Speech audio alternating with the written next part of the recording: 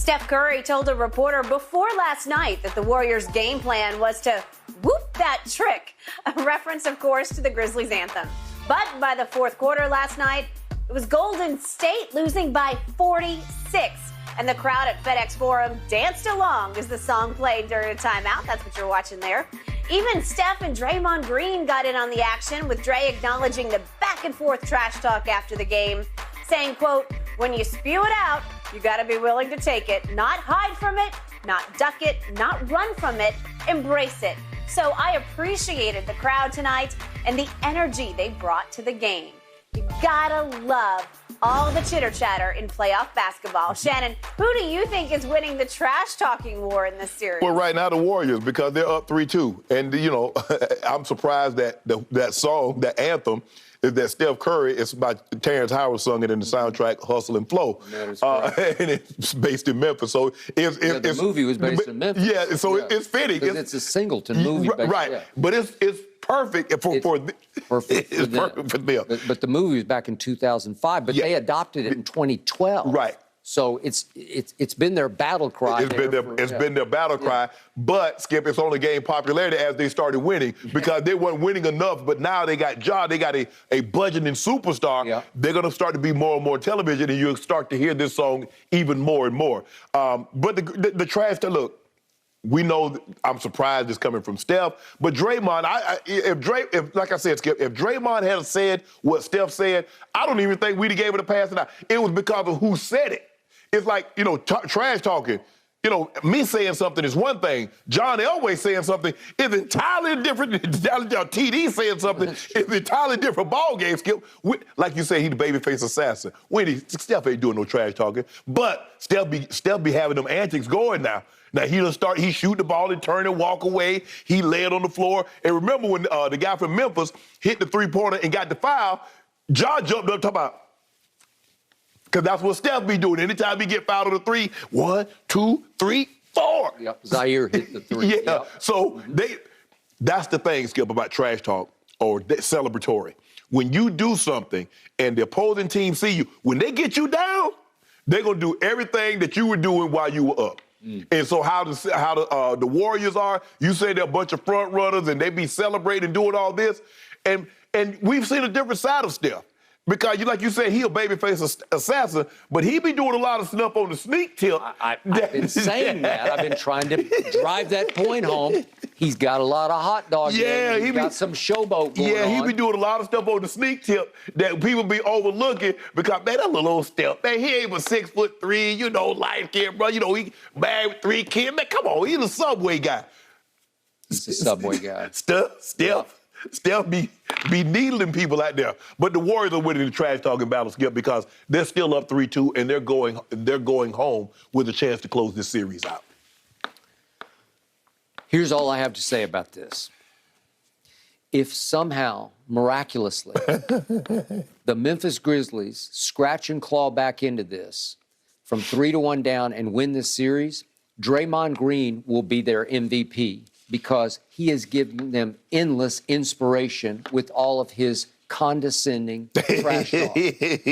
I've never heard anything quite like it before, and yet I'm not even sure what he was talking about last night, because he's mocking their celebration. Right. Because they're winning by 55 points with 8 minutes left. Right. So we've seen it. I think you could show it again. He's jumping up and down, mocking the crowd. The hype man's on the court, and he's getting I think it was Al Capone was on the court. And so, you know, he's like, take that in your face, Steph Curry. And so Draymond.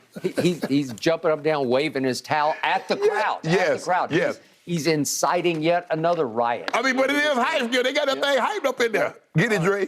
Okay. So he's just rubbing it in, because what did he say on his podcast? He said, they don't understand. We're not the Minnesota Timberwolves. Right. We're not going to cough up big leads to them. And he said, I feel very comfortable against Memphis because they don't have the experience that we have. Right. And what I tell you, Clay said after the game last night, we just got to get back to being who we are. Right. Well, is it who you used to be or who you are today? Right. Because who you are today, you were down 55 points to these guys without John Morant. Yeah, it's hard for me to imagine being down 55 points in a basketball game, Skip. But, Skip, Steph kind of started it. After game one, remember they won, we're going to have some fun. Ja comes back in game two, drops 47, walks by Steph, we're going to have some fun. Yep. Okay, Draymond then win. We're not the Wolves. Okay, now game five, Steph say, hey, whoop that trick. Now, Ja was after the game when everybody else doing their post-game, Grizz and 7. Grizz and 7. Grizz and 7. Yep. Who started it is not important, but it's going back and forth, Skip. So now, somebody goes trash talking, going to get thrown in the trash can.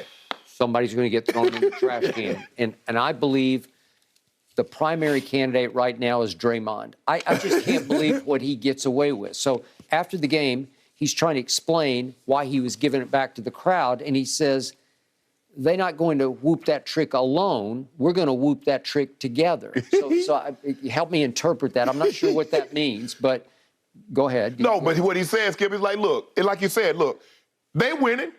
Hey, let's embrace it. I said what I said. We said what we said. Steph said it. So let's get, we can't hide from it. Okay, so then he goes on, and I do definitely understand the rest of this quote because he says, one thing I don't respect is people who only bring it when they're winning. Right. That's why he was giving it back to the fans. Right. He says, we call those front runners. We're not front runners, you know? We got our ass kicked, and that's all right. It happens, but you don't be a front runner. Right. All Golden State is one big front-running super team. All I hear is about, we got the death lineup. It's even deadlier than it's ever been. They front-run. They condescend. They're smug. They're arrogant. We're Golden State and you're not. Well, Skip, that's all they do. It comes from top down. About? It does. Joe Lacob, the owner, and Bob Myers, and the way they talk and carry on. So what do you expect? Do you remember the quote from Lacob back in 2015? Yeah, we're revolutionizing it. We're light years ahead of everybody else in this league. And then 2016 happened, and they're up 3-1, and you know the rest. And you would have been light years behind had you not talked Kevin Durant into coming. You wouldn't have won another championship. Bingo. I completely agree. So the one thing I did not love last night is now Ja's been relegated to being a bench cheerleader. Yeah. And I feel for him because it's just tearing his guts out not to be on. He's like on the edge of it, and he can step on the floor, but he can't go on the floor and play. Yeah. And you know how that would feel to you. Absolutely. You have to just stand there and you can't play. And you're helpless. You're completely helpless. So now he's trying to be the head cheerleader. Right. And he mocked Steph. Okay, I saw it. Now, I didn't love it. I didn't love it because now you're going to poke that bear. Yes. Like, leave the bear be. Just let him be because, hey, if somebody's going to come out angry in Game 6, and whoever's going to be angriest is going to win Game 6 to me because I still think Memphis has enough baby firepower to match firepower with an aging Warriors team that's not quite as explosive as it used to be in my eyes. They're still slightly more vulnerable than they used to be back in the day, right? I don't think they're nearly as feared as they were 4 or 5 years ago. Yep. So Ja doesn't need to be jumping out on the court doing the staff like it's a 4-point play. Skip, you know how when guys get and one on Bron, what's the first thing they do? Sure. Because that's what Bron does. Okay. Remember Dylan Brooks? Dylan Brooks got the and one on him. He did. He turned around, Bron.